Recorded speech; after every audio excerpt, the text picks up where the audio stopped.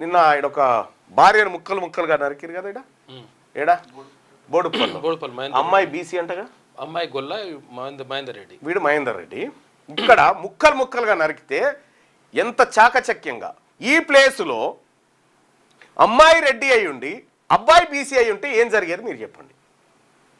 ఇప్పుడు అబ్బాయి ఏమో రెడ్డి ముక్కలు ముక్కలుగా నరికిండు, వాని మీద ఈగ వాలకుండా జైల్లోకి పోయిండు. ఈగ వాలకుండా ఎవరు చేసిరు? సిఐ రెడ్డి, ఏసీబీ రెడ్డి, ఈ రెడ్లంతా కలిసి ఆ రెడ్డి గారికి ఏం కాకుండా చాలా జాగ్రత్తగా పెట్టారు. ఇక్కడ ఒక బీసీ మహిళ మాట్లాడుతుంది, వాళ్ళ అమ్మ ఆ పిల్ల వాళ్ళ చిన్నమ్మను ఎవరో మాట్లాడుతుంది, నీకేం గతుందే, నువ్వు రెడ్డి అహంకారివి, నీకు ఇలా నా బిడ్డకు జరిగినట్టు మేము బీసీలమని మాకు అన్యాయం జరిగిందని చెప్పు ఉందా?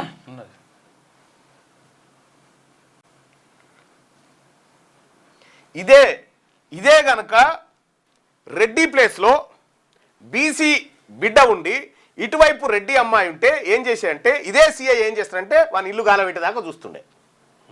అర్థమైందా? ఒక రెడ్డి అమ్మాయిని చేస్తే ఎన్కౌంటర్ చేసిరా ఈ సమాజంలో, ఎన్కౌంటర్ చేసి పారేసిరు. మరి ఇక్కడ బీసీ బిడ్డ విషయంలో ఇదెందుకు జరగదు? ఆడ శ్రీనివాస్ రెడ్డి అనేటువంటి ఆజీపూర్లో ఇలా ఊరుపక్క పొంటి బీసీ బిడ్డలను అత్యాచారం చేసి భూమిలో బాధ పెడితే వాని దున్నపోతును మేపినట్టు మేపుతా ఉన్నారు. అందులో పిల్లని కూడా గవర్నమెంట్ లో చూపించుకుంటుందంట, అడుకొచ్చుకొని తిన్నదంట, నిన్న మొన్న తెచ్చి పెట్టుకుంటూ రోజు తింటాడంట, బయట పోతాడంట. ఎట్లా నన్ను నిన్ను మంచిగా చూస్తే సార్ మంచిగా ఉండు అని చెప్పినాం సార్. మేము పెడుతుంటాం సార్, ఏదన్నా నా బిడ్డని విడిచిపెట్టి పెట్టుకుని ఉండేవాడు.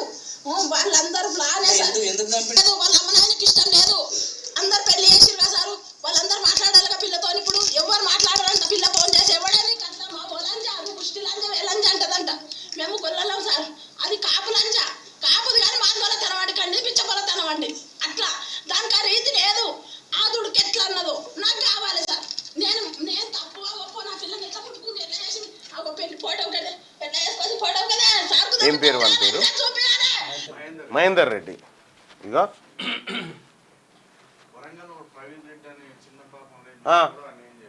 వాణ్ణి నీవు అత్యాచారం చేసినోడు, మర్డర్ చేసినోడు రెడ్డి అయితేనే ఒక న్యాయం. ఈడ బాధితులు బీసీ అయితే ఇంకోనే. ఒకవేళ బాధితులే రెడ్డి అయితేనేమో ఎన్కౌంటర్లు చేస్తారు, స్పెషలిస్టులు అవుతా ఉంటారు. ఆడ ఇక్కడ బీసీల కో న్యాయం, మీకో న్యాయం. చట్టం రెండు రకాలు ఉంటుందా? అప్పుడే గిరిజనులు ఒక లక్ష్మి చనిపోతే సేమ్ అదే ఘటన జరిగినప్పుడు, గిరిజన లక్ష్మి చనిపోయినప్పుడు ఏం చేసినారు?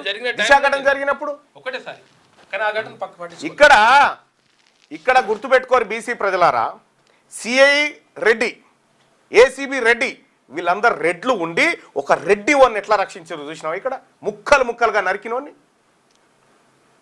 అక్కడ మూసీలో తీసుకుపోయి పడేసినాడు. తల దొరకలే. ఇంకా చాలా ఘోరాతి ఘోరంగా ఇక్కడ నాకు ఎవరో నాకు పొద్దున్నే పెట్టిరు నా మెసేజ్, నేను చూసిన. బ్యాగ్లో తీసుకొస్తున్నాడు అన్నా, ఈ తల్లిలో బీసీ చైతన్యం ఎంత వచ్చిందో చూడని పెట్టిండు ఆయన నాకు. ఎందుకు బైసాప్ అంటే ఆమె ఈ మర్డర్ని రెడ్డి బీసీ కోణంలోకి తీసుకొచ్చి ఎట్లా చెప్తుందో చూడన్నా. వాళ్ళ అహంకారం గట్లా ఉంటుంది. నేను పెడతా అంటే ఇట్లా ఉంటుంది అన్నట్టు వీళ్ళ కథ ఇగో ఇట్లా ఉంటుంది. వీళ్ళ కులబోళ్లను ఎంత చాకచక్యంగా రక్షించుకుంటూ, బీసీ ప్రజలారా మనం ఇప్పుడు మేల్కోవాల్సినటువంటి సందర్భం ఇది. ఎందుకంటే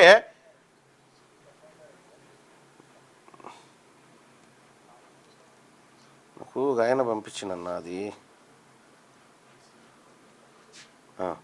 ఇగో మీరు చేపట్టిన బీసీ ఉద్యమం సామాన్య ప్రజలు ఎట్లా వచ్చిందో చూడన్నా అని చెప్తుండు. చూడు, ఒకవేళ ఈడ బీసీ వాడే నరికినుంటే ఈ ఛానళ్ళు, ఈ రెడ్డి గారి ఛానళ్ళు ఇవన్నీ కూడా గగ్గోలు పెట్టి వాడిని ఎన్కౌంటర్ చేసేదాకా, వాని ఇల్లు కూల్చేదాకా, కాల్చేదాకా ఇడిచిపెట్టకపోదురు. ఇక చూడు,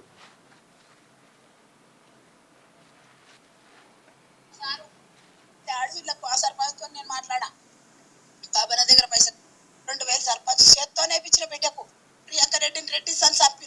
ప్రియాంక రెడ్డికి ఏం న్యాయం చేసింది సారు? ఏం చేసిండ్రు?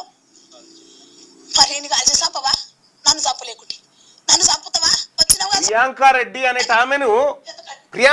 అనే ఆమెను అత్యాచారం చేస్తే ఎన్కౌంటర్ చేసిరు కదా, మరి రెడ్డి ఆమె కథ చేసిరు కదా, మరి నా బిడ్డకి ఏది న్యాయం అని అడుగుతా ఉంది. వాస్తవం అది. దిశ ఘటన. రెడ్డి సని మేము బీసీలో శ్రీనివాస్ రెడ్డి అంటోడు నలుగురిని చంపిండు, వాడు జైల్లో దున్నపోతు తిన్నట్టు బతా ఉన్నాడు ఆడ. వారికి లేవు ఎన్కౌంటర్లు.